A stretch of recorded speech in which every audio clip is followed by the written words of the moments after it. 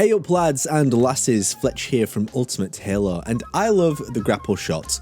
I also love Halo Infinite's open world, and I also, despite the video title, really love how the two play together.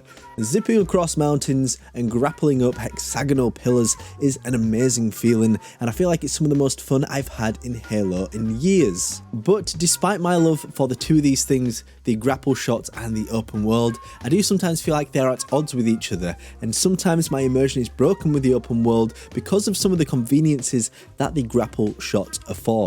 So Fletch, you are all over the place. What do you mean? Do you like it or not? Well, to be honest, it's kind of complicated, but that's why I'm here to break it down, and I'm going to show you some pretty cool things that I discovered just through going out of my way not to use the Grapple Shot in the campaign, and also provide some suggestions for 343 on how I would have improved the campaign a little bit with this. So let's sit tight, relax, put on your Master Chief helmet, hit that subscribe button, and let's break this down. Ultimate Halo. Where to begin, my friends? Well, it's first time to explain myself before I give you any solutions whatsoever. So, Halo Infinite is a game that actively tries to encourage you to play with different playstyles. It wants you to grapple high in the sky and rain hell from above. At the same time, it also wants you to find a vehicle, go in gun-ho with a bunch of Marines, and at the very same time, if you want to, you can go in, start to pick off your enemies using a stealth tactic. But if we can be real for just a moment, on your first playthrough, or any of the subsequent ones if you have replayed the campaign, who actually did any of the latter strategies, instead just opted to just grapple around everywhere and kill enemies in a constant onslaught. As I stated in the introduction, I do think the Grapple Shot offers players a lot of conveniences, which is absolutely great. But I also think because of that exact reason, it puts off players experiencing many of the other flavours that this game allows. For example, I want to draw your attention to one of the earliest missions in the campaign, the tower. I want to be quite clear right now that I know a lot of people might have gone in with a vehicle, and despite being quite presumptuous here, I do think most people will quite likely have grappled into this base, started to slay enemies from a vantage point, and you know what? That's absolutely great. It's a hell of a lot of fun in fact, but at the same time, what about all the other awesome routes that this base allows? Okay, so here's an example. It actually took me multiple playthroughs to find out that you could actually just go to the front gate, take out all of the enemies, and then activate the switch to let down the barrier. Or that if you go to the far right hand side of the tower, there's a little back tunnel that you can clear to destroy the power for the energy door and flank the banished waiting for you on the inside.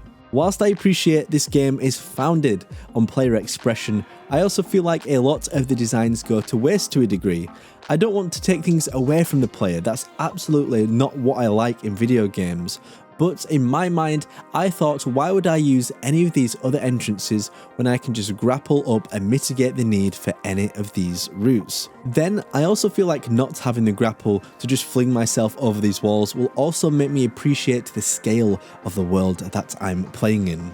Let's put it this way, if I'm playing a game such as Just Cause, for example, this game has you flying through the world at breakneck speeds, so you really don't fully understand how crazily large and detailed these worlds are because the game gives you the tools to go crazy and just power through.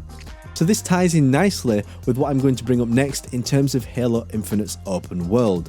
I mentioned at the very beginning that it's great using the Grapple Shot to traverse the environment, and I absolutely would not want that to be removed because I think it's such an important tool for the player to use. But when this idea first started to float around in my head, I started to explore Zeta Halo whilst I was gathering all the collectibles hidden around the world, and I found myself in a valley that, to be honest, was not too significant in terms of where any key missions take place, and I had a small encounter with enemies that I thought to myself, if the Grapple Shot wasn't an element of this game, I think it would be a really cool place for the player to walk up and explore around as an interesting route to get to a combat encounter. But instead, like most of the encounters, I kinda just flew around until I found this area on my first playthrough. Now at the same time, I do appreciate the counter argument to all of this, which is to allow the player the freedom to do what they want, and that's what makes it a great open world, which I absolutely do agree. But at the same time, if we look to Zelda The Breath of the Wild, an analogy I've made a lot on this channel I do appreciate, but it's a clear inspiration for this game, the title has Link scaling up mountains, and whilst I think the grapple lets you do this in Halo, there's very little consequence for doing it, meaning you're using it quite liberally throughout the game. Whereas the climbing functionality adds depth in Zelda because your stamina makes you think deeply about whether or not you can take on this terrain, making you appreciate the scale of this world. Overall, whilst the Grapple Shot does provide a significant amount of great ways to traverse the environment and combat enemies with, I also do feel like it takes away from the other great tools that the player has at their disposal. Think about this. How many times have you used the thruster? Or what about the threat sensor? Or how about the drop wall in the campaign? Because personally, I've only ever really used them when the game really forced my hand, and this is really where there are two issues in the game that come to light. Firstly, the grapple gives you all of these conveniences we just talked about. It's almost a get out of jail free card. It lets you zip away without too many consequences, whereas the other abilities, whilst having greater utility, can't really match what the Grapple Shot offers. And at the same time, for those controller players out there, which in all reality I do think a good majority of Halo players are, the function to switch between them isn't ideal, particularly when it comes to mid-battle.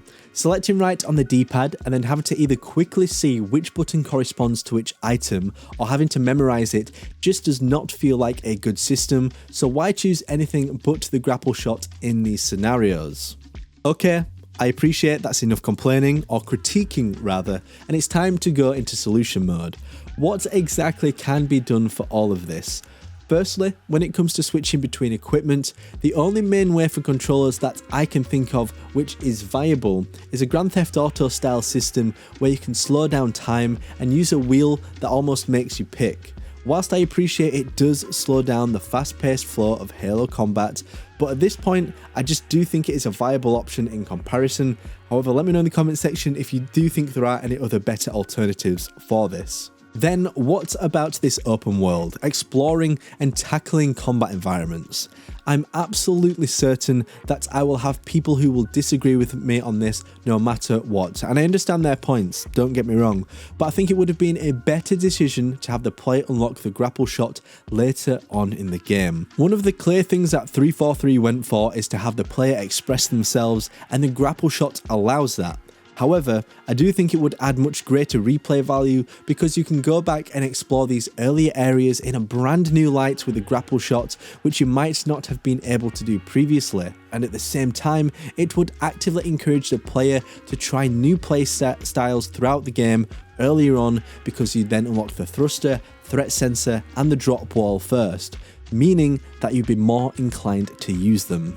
And do you remember when I referred to Zelda? Well, over time in that game, your stamina and your traversal abilities are upgraded, meaning that you can move around the open world much easier. Whilst Halo does this, having it unlocked later on in the game would mean that you could upgrade items much later on and progressively make you start to feel like you're mastering this new and alien world, as opposed to just flying yourself around immediately. And whilst I appreciate, for goodness sake, it's the Master Chief, he's a damn super soldier, I also do want some kind of immersion within the game that's going to get me invested in this environment. So what do you think? Overall, I do think that Halo Infinite's open world is great, and I want to be explicitly clear that I love the Grapple Shot, quite dearly in fact, but I think it would be better if it was given later on in the game. The replay value and the appreciation for the game's scale would only have been heightened if this was the case. But let me know your thoughts in the comment section down below. Make sure you come join the Ultimate Halo Discord server in the description, and you can also keep up to date with my latest Halo projects there too. Once again, my name is Jack Fletcher, and I will see you next time on the one and the only Ultimate Halo. Subscribe now to Ultimate Halo for more unfriggin' believable Halo content.